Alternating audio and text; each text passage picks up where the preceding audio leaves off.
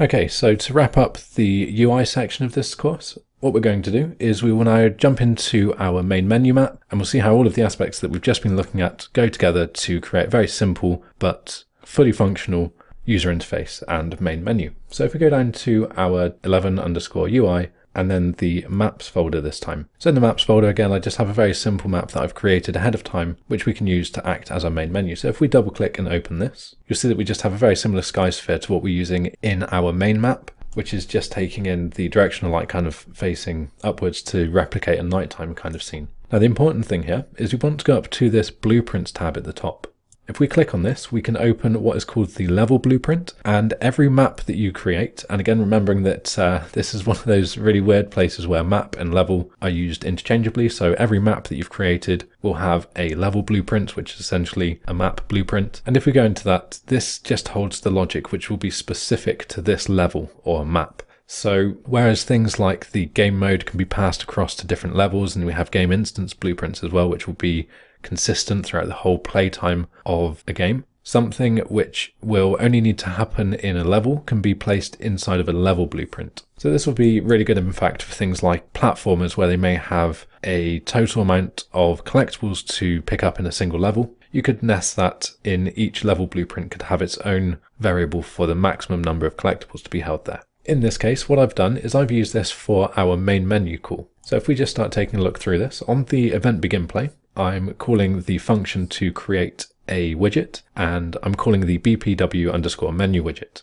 Now to actually get the widget to be displayed on screen, we need to then call another function called the add to player screen, and the target is going to be the widget that we've just created. So these two things here will actually create the widget and then display this on our screen. So you could leave it there, but that may mean that you're then unable to interact with this. So I've taken some further steps just to make sure that we can click into the buttons. So the next two things we can see, I'm getting a reference to something called the player controller, and inside of the player controller we have a couple of different things of interest to us. First thing is whether or not the mouse cursor is shown. So by default this will be set to false because you tend to not want to have the mouse cursor waving around when you're playing a game. So I manually come in here and we tick this to be true. So we now can see the mouse cursor. And then the second thing controlled in the player controller is the input mode. So by default, I believe the input mode is set to game. And this is just kind of double checking that the input mode is set to only accept UI input. So this means that if we had a character in the world or something, we wouldn't be able to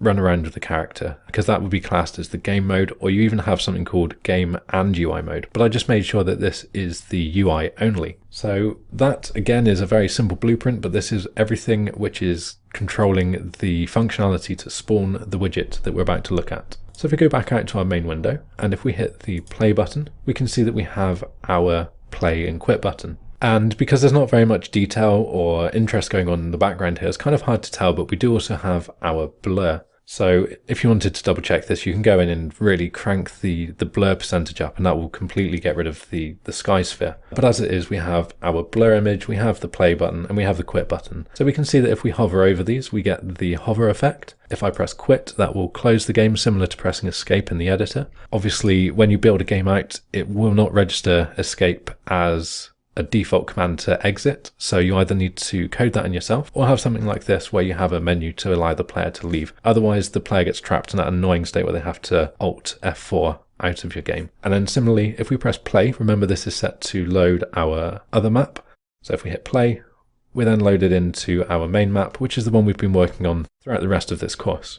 Now what I'm going to do is, just as an example and really drive home and recap on what we looked at several modules ago, is if we go to our project settings, we're going to go back to the maps and modes again, and remember that we set our game default map to be the main window. Now if you think about how we actually want this to work, when the player first loads into your game, you probably don't want them to go straight into level 1 unless you've worked all of this out ahead of time and you have some really interesting gimmick to throw them straight into the game. So we want to first of all present them with the menu map. So remembering that the game default map is the default map that the end user will be getting when you build the game and you deploy it and you start selling your product, and the editor startup map is the first map that we will see. So in this instance, I'm going to give the game default map to be the menu map, so the players will be met with the main menu first of all, and then our editor startup map. So the one that we're going to be working on in future modules again will still be the main map. So like I said before, the map that you tend to be working on the most is going to be the one you probably want to put in the editor startup map section. In this module, we've taken a look at creating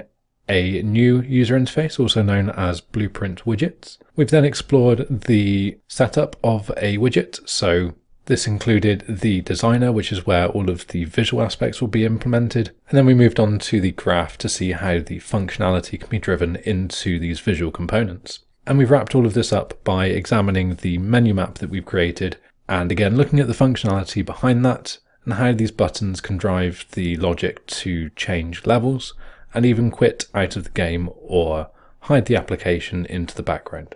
In the next module then, we'll be looking at C++ and how we can create some C++ scripts.